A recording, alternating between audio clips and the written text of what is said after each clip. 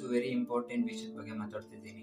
ಅದೇ brain rotting. ಅಂದ್ರೆ brain rotting simple words ಅಲ್ಲಿ ಎಕ್ಸ್ಪ್ಲೇನ್ ಮಾಡೋದಾದ್ರೆ, ನೀವು ಎಷ್ಟು ವಿಷಯಗಳನ್ನ ಜಾಸ್ತಿ ತಿಳ್ಕೊಂತಿರೋ, ಬೇಕಾಗಿರೋದು, ಬೇಡದಿಲ್ದಿರೋದು, ಅಥವಾ ಯೂಸ್ಫುಲ್ ಆಗಿರೋದು, ಯೂಸ್ಫುಲ್ ಆಗದೆ ಇರೋದು, ಎಷ್ಟು ವಿಷಯನ ಜಾಸ್ತಿ ತಿಳ್ಕೊಂತಿರೋ ಅದನ್ನ ನಿಮ್ ಬ್ರೈನ್ ಪ್ರೊಸೆಸ್ ಮಾಡೋಕಾಗ್ದಲೆ ಒಂದು ವೇಸ್ಟ್ ಆಗಿ ಉಳಿದು ಬಿಡುತ್ತೆ.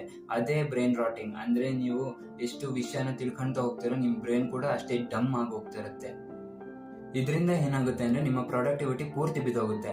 ಅಂದ್ರೆ ನೀವು ಫೋಕಸ್ ನ ಮಾಡೋಕ್ಕಾಗೋದಿಲ್ಲ. ಅಟ್ಲೀಸ್ಟ್ ನೀವು ದಿನಕ್ಕೆ 3 ಅವರ್ ಆದ್ರೂ ಫೋಕಸ್ ಮಾಡಿದ್ರೆ ನಿಮ್ ಗೋಲ್ ನ ರೀಚ್ ಆಗ್ತೀರಾ.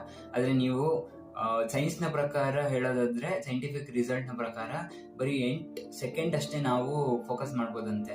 ಅದು ಏನಕ್ಕೆ ಹಿಂಗಾಗ್ತಿದೆ ಅಂದ್ರೆ, ಇನ್ಸ್ಟಾಗ್ರಾಮ್ ನೀವು ಎಷ್ಟು ಸ್ಕ್ರೋಲ್ ಮಾಡ್ತಾ ಹೋಗ್ತಿರೋ ಅಷ್ಟು ನಿಮ್ಮ ಬ್ರೈನ್ ಶಾರ್ಟ್ ಫಾರ್ಮಿಗೆ ಅಡಿಕ್ಟ್ ಆಗುತ್ತೆ. ಅಂದ್ರೆ ನೀವು ಲಾಂಗ್ ಫಾರ್ಮ್ ವಿಡಿಯೋಸ್ಗೆ ಅಥವಾ ತುಂಬಾ ಗಂಟೆ ಕುತ್ಕೊಂಡು ಫೋಕಸ್ ಮಾಡೋದಕ್ಕೆ ಆಗೋದೇ ಇಲ್ಲ. ಯಾಕಂದ್ರೆ ನೀವು ಅದನ್ನ